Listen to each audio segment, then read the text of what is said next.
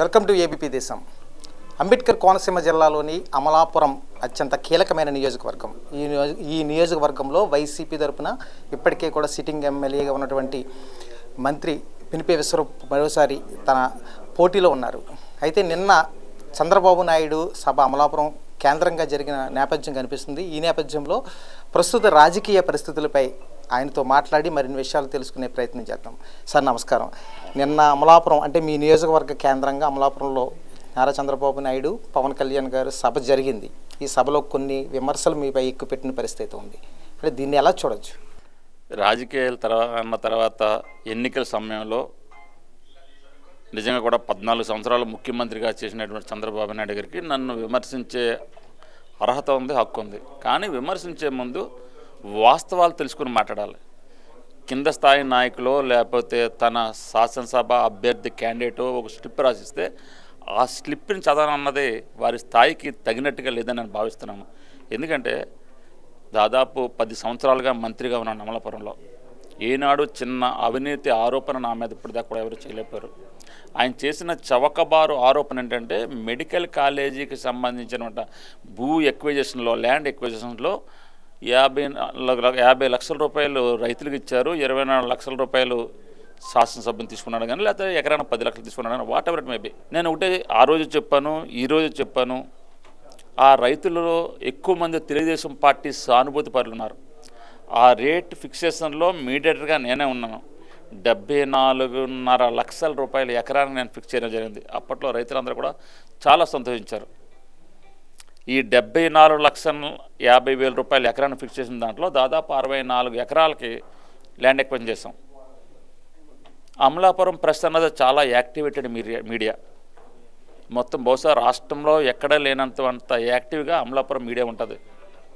నా మీద చిన్న ఆరోపణ వచ్చున్నా కూడా ఇంటింటికి వెళ్ళి రైతులతో ఇంటర్వ్యూ చేసి వేరే దిక్కించేసినట్టు నా మీద ఆరోపణలు ఉంటే ఈ పార్టీకి గోరంతలు కొండంతలు చేసేవారు. ఏ మీడియా కూడా నా మీద ఆ సాహసం చేయలేదంటే నేను ఎంత నిజాయితీగా పనిచేస్తున్నా ప్రతి ఒక్కరు తెలుసు. అటువంటి ఇష్యూని తీసుకొచ్చి ఈరోజు పాడిందే పాడరా అన్న చందన్న మళ్ళీ చంద్రబాబు నాయుడు గారు ఎన్నికల్లో కేవలం నా మీద బురద చల్లాలన్న ఒక దుగ్ధతో ఇవాళ చంద్రబాబు నాయుడు గారు లాంటి వ్యక్తి నా మీద చౌకబారు ఆరోపణలు చేయడాన్ని తీవ్రంగా ఖండిస్తున్నాను.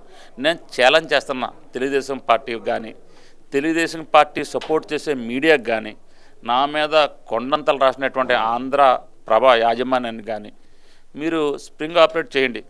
మీరు రైతుల దగ్గరికి వెళ్ళండి. ఇంకా 10 రోజులు ఉంది నామినేషన్కి. ఈ లోపు మీరు ఎక్కడైనా సరే ఒక్క రైతు దగ్గరైనా సరే మీరు విశ్వరూప్ 100 రూపాయలు మా దగ్గర లంచం తీసుకోవడానికి నిరూపించగలిగితే, 100 రూపాయలు లంచం తీసుకుని నిరూపించగలిగితే పోటీని తప్పుకుంటానని బహిరంగ సవాల్ చేస్తున్నాను. ఎంతకంటే మంచి ఆపర్చునిటీ వాళ్ళకు ఉండదు. తప్పనిసరిగా నా మీద విచారం చేసుకోవచ్చు. మీడియా మిత్రులు ఇంటింటికి వెళ్ళండి, కెమెరా పట్టుకుని వెళ్ళండి, రైతులందరి దగ్గరికి వెళ్ళండి. అంత అడ్రస్లు మీ దగ్గర ఉన్నాయి, కలెక్టర్ దగ్గర దొరుకుతుంది మొత్తం అడ్రస్లు. నా మీద విచారం చేయండి. ఏం చిన్న ఆరోపణలను కూడా రాజకీయాల నుంచి తప్పుకోవడానికి సిద్ధంగా ఉన్నాను. ఇదే వారికి ఇచ్చి నేను ఇచ్చే సమాధానం. అదేవిధంగా ఇంకో చౌకబారు ఆరోపణ, ఇళ్ల స్థలాలకి భూ కేటాయింపుల్లో కూడా లంచం తీసుకున్నాను. దాని మీద కూడా నేను చెప్తున్నా. 100,000 ఎకరాల అమలాపురం అసెంబ్లీ నియోజకవర్గంలో జరిగినటువంటి ప్రతి ల్యాండ్ ఎక్విజిషన్కి ఆర్డీఓ చేసాడు అప్పుడు భవన శంకర్ గారు. అయినా కూడా స్థానిక శాసనసభ్యునిగా ఏదైనా ఎక్కడన్నా చిన్న అవకతవకలు జరిగితే నేను రెస్పాన్సిబుల్ తీసుకున్నా రెడీగా ఉన్నాను. ఎక్కడన్నా నిరూపించగలిగితే నేను సిద్ధంగా ఉన్నాను తెలియజేసుకున్నాను. రాజకీయాలు ఇప్పటి వరకు కూడా మచ్చలేని వ్యక్తిగా ఇప్పటిదాకా మసలాను. దాదాపు 10 సంవత్సరాలు మంత్రిగా పనిచేశాను, 5 సంవత్సరాలు శాసనసభ్యునిగా పనిచేశాను. 4వసారి 2024 జరిగే ఎన్నికల్లో 4వసారి గెలవబోతున్నాను. దాంట్లో ఏ విధమైన సందేహం లేదు. నేను ఎప్పుడు కూడా స్వచ్ఛంగానే ఉన్నాను, స్వచ్ఛంగానే ఉంటాను తెలియజేసుకున్నాను. అమలాపురం అనగానే ప్రధాన హస్తంగా ప్రతిపక్షాలకు సంబంధించి అమలాపురం అల్లర్ల కేసునే ప్రస్తావిస్తున్నారు. అంటే దీంట్లో నష్టపోయింది కూడా మీరు, ఇల్లు కూడా కోల్పోయిన పరిస్థితి ఉంది. దీని మీద నిన్న ప్రసంగాలు చూస్తే దాన్ని బట్టి మీరు ఏం చెప్తారు? ఆ అల్లర్లకి ప్రధాన కారకుడైన వ్యక్తి ఇప్పుడు ఎక్కడున్నాడో వాళ్ళు ఆత్మవిమర్శనం చేసుకుంటే దానికి వాళ్ళకే సరిపోద్ది. ఆ వ్యక్తి ఇప్పుడు ఎక్కడున్నాడో వాళ్ళకే తెలియాలి. నెంబర్ 1. నెంబర్ 2, ఆ అల్లర్లు కేవలం అక్కడికి అమాయకులైనటువంటి విద్యార్థుల్ని, అమాయకులైనటువంటి యువకుల్ని చెలో కలెక్టరేట్ పేరుని పిలిపించి అక్కడి నుంచి 2 వ్యక్తులు దాన్ని సంఘ విద్రోహ శక్తులు దాన్ని డైవర్ట్ చేసి వాళ్ళు క్రియేట్ చేసిన అల్లరి తప్ప కోనసీమ ప్రజలు చాలా విజ్ఞత గల వాళ్ళు, చాలా తెలివైన వాళ్ళు. కేవలం డాక్టర్ బాబాసాహెబ్ అంబేద్కర్ పేరుని జిల్లాకు పెట్టడం వల్ల ఇల్లు తగలబెట్టే సంస్కృతి అమలాపురం ప్రజలకు ఉందంటే నేను నమ్మను. అమలాపురం ప్రజలంతా కూడా శాంతి కాముకులు, చాలా మంచివాళ్ళు. కేవలం కొన్ని సంఘ విద్రోహ శక్తులు మాత్రమే ఆ అల్లర్లలో వాళ్ళని చొరబొచ్చి ఈ ఇన్సిడెంట్ చేసే తప్ప కోనసీమ ప్రజలకి అల్లర్లకి ఏ విధమైన సంబంధం లేదు. ప్రధానంగా ఇక్కడ మీ మీద పోటీగా ఉన్నటువంటి టీడీపీ కూటమి అభ్యర్థి ఆనందరావు మిమ్మల్ని టార్గెట్ చేస్తూ పలు చోట్ల విమర్శలు చేస్తున్నారు. అంటే మీ నుంచి ఆ స్థాయిలో విమర్శలు అయితే కనిపించట్లేదు, ఏం చేతంటారు? నేను వ్యక్తిగత విమర్శలకు ఎప్పుడు కూడా దూరంగా ఉంటాను, ఎప్పుడు కూడా. అయినా ఆనందరావు స్థాయి వ్యక్తులతో విమర్శలు చేసే స్థాయి నాది కాదు. గౌరవ చంద్రబాబు నాయుడు గారు మాజీ ముఖ్యమంత్రి, ప్రతిపక్ష నాయుడు కాబట్టి ఆయన నా మీద విమర్శ చేయొచ్చు, ఆయన సమాధానం చెప్పే స్థాయి నాది తప్ప ఆనందరావు లాంటి ఒక చౌకబారు వ్యక్తితోటి అతని విమర్శలకి ప్రతి విమర్శ చేసే స్థాయి నాది కాదు. ఇప్పుడు జరుగుతున్నాయి కదా, మే 13న జరిగే ఎన్నికల్లో ఆనందరావు క్యారెక్టర్కి విశ్రూప్ క్యారెక్టర్కి మధ్య జరిగే యుద్ధం ఇది. తప్పనిసరిగా ప్రజలు తీర్పిస్తారన్న పూర్తి విశ్వాసం నాకుంది. అంటే నిన్నటి ఆరోపణలో మీ మీద డైరెక్ట్గా కాకుండా మీ అనుచరుల మీద ఎక్కువ ఆరోపణలు సంధించిన పరిస్థితి ఉంది. అంటే విశ్వరూప్ గురించి ఎంతవరకు ఎవరు మాట్లాడలేదు కానీ తక్కువే, కానీ మీ అనుచరులకు మీరు కట్టబెడుతున్నారు గుంపగత్తగా అన్న ఆరోపణలు అయితే ఉన్నాయి. ఇది ఎంతవరకు వాస్తవానికి వచ్చి మున్సిపల్ పక్కన ఉన్నటువంటి కమర్షియల్ కాంప్లెక్స్ సంబంధించి నా అనుచరులకు కట్టబెట్టాను అని చెప్పి చంద్రబాబు నాయుడు ఆరోపణ చేసినట్టుగా నా దృష్టికి వచ్చింది. దాదాపు 3 కోట్ల పైచిలకు వర్క్ అది.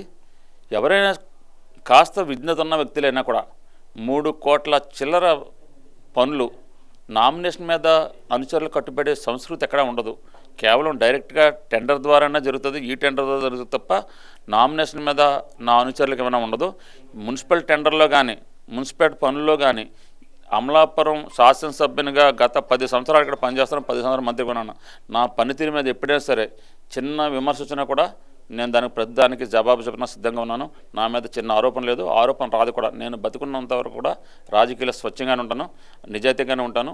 నా యొక్క క్యారెక్టర్కి ఈ రేపు జరిగే ఎన్నికలే నా క్యారెక్టర్కి ఆనందరావు క్యారెక్టర్ జరిగే మధ్య విధంగా నేను భావిస్తున్నాను. ఆక్వా చెరువుల గురించి కూడా ఆరోపణలు చేశారండి. ఆక్వా చెరువుల్లో కూడా మీరు కప్పం వసూలు చేస్తున్నారని, ఇది ఎలా చూడొచ్చు? ఇవన్నీ కూడా ఆనందరావు గారు నా స్థాయి, నన్ను విమర్శించే స్థాయి ఆనందరావుకి లేదు. ఆనందరావు గారికి ఉన్న అలవాట్లన్నీ కూడా నాకు కట్టబెడుతున్నారు. ఆయన ఎంతమంది ఆక్వా రైతులు ఉన్నారు, ఆక్వా రైతులను అడగవచ్చు. నేను సాక్షాత్తు 2009 నుంచి 14 వరకు కూడా ఆర్డబ్ల్యూఎస్ తర్వాత animal husbandry, dairy and fisheries మినిస్టర్గా కూడా పనిచేశాను. అప్పుడైనా సరే రైతులకు ఉపయోగపడ్డాను తప్ప రైతుల దగ్గర కప్పం కట్టించుకోవడం కానీ రైతుల దగ్గర కప్పం వసూలు చేసే అలవాటు అనేది నాకు లేదు. రైతులు చాలామంది రైతులు ఉన్నారు. ఎవరైనా సరే ఆనందరావు కప్పం కట్టారంటే నమ్ముతారు తప్ప విశ్వరూప్ గారు డబ్బులు వసూలు చేశారంటే ఎవరు కూడా రైతులు నమ్మే పరిస్థితులు లేరు. రైతులు ఎవరి చేత నిరూపించగలిగితే రాజకీయాలను తప్పుకుంటాను. జనసేనకు టికెట్ కేటాయించకపోవడం వల్ల ఆ పార్టీకి సంబంధించి జన సైనికులు కానీ వీర మహిళలు కానీ కొంత అసంతృప్తిలో ఉన్నారు. వాళ్ళని టార్గెట్ చేస్తుంది వైసీపీ అన్న ప్రచారం అయితే జోరుగా జరుగుతుంది. ఇది ఎంతవరకు వాస్తవం అనుకోవచ్చు? అంటే పార్టీలో చేర్చుకునేది వాళ్ళ పార్టీ అంతర్గత విషయం. మా పార్టీకి వాళ్ళ పార్టీతో విషయాల్లో మా అంతర్గత విషయాల్లో మాకు సంబంధం లేదు. మా పార్టీ వరకు మేము ప్రతి ఒక్కరిని ఓటేయడానికి ట్రై చేస్తాం. ప్రతి ఒక్కరిని ఇంటింటికి వెళ్ళి మేము చేసిన మంచి పనులు చెప్పి మా ప్రభుత్వం అధికారంలోకి వస్తే చేసే మంచి పనులు చెప్తూ మేము ముందుకెళ్తున్నాం. మా ప్రచారం కొనసాగిస్తున్నాం. గడప గడపకి మా ప్రచారం కొనసాగిస్తున్నాం తప్ప కేవలం ఒక పార్టీని టార్గెట్ చేసో లేకపోతే అసంతృప్తిని టార్గెట్ చేసో కాదు. అది వాళ్ళ పార్టీ అంతర్గత విషయం. అది వాళ్ళు సాల్వ్ చేసుకోవాలో. వాళ్ళ పార్టీని విమర్శించే నైతిక హక్కు మాకు లేదు. విశ్వరూప్ గారికి ఓటేయాలంటే అంటే మీరు ఏం చెప్తారు? ప్రజల్లోకి వెళ్ళి ఏం భరోసా కల్పిస్తారు? 2 వ్యక్తులు పోటీ చేస్తున్నారు. ఐతాబత్తుల ఆనందరావు, పిన్పే విశ్వరూప్. 2 వ్యక్తుల గుణగణాలు చూడండి. నేను 10 సంవత్సరాలు రాష్ట్ర మంత్రిగా అమలాపురంలో పనిచేశాను. 5 సంవత్సరాల పనితీరు మన ఆనందరావు గారిది ఉంది. మా పనితీరుని పోల్చుకోండి. మీకు ఎవరో అందుబాటులో ఉంటారో, ఎవరో క్యారెక్టర్ మంచిదైతే తప్పనిసరిగా వాళ్ళకి ఓటేయండి అని కోరుతున్నాను. చివరికి సార్ ఎన్ని ఓట్లు మెజార్టీతో నగ్గబోతున్నారు? విశ్వరూప్ అన్నవాడు తప్పనిసరిగా మంచి మెజార్టీతో నెక్కుతారన్న పూర్తి విశ్వాసం ఉంది. ప్రజలు ఆ విజయం నాకు అందిస్తారన్న పూర్తి విశ్వాసం నాకు తప్పనిసరిగా నాకు గెలుపుతో 4సారి గెలుపుంది నాకు నేను సిద్ధంగా ఉన్నాను తెలియజేసుకున్నాను. Thank you sir. Thank you. ఏదేమైనప్పటికీ నియోజకవర్గంలో తనపై ఉన్న విశ్వసనీయతతో తను ఖచ్చితంగా ఇంకొకసారి గెలుపొందే అవకాశాలు తనకు ఉన్నాయని, ఏదేమైనా ప్రజలు ప్రత్యర్థిని నా యొక్క క్వాలిటీస్ చూసి ఓటేయాలని మాత్రం మంత్రి విశ్వరూప్ చెప్తున్నారు. ఇది పరిస్థితి. ఏబీపీ దేశం నుంచి సుధీర్.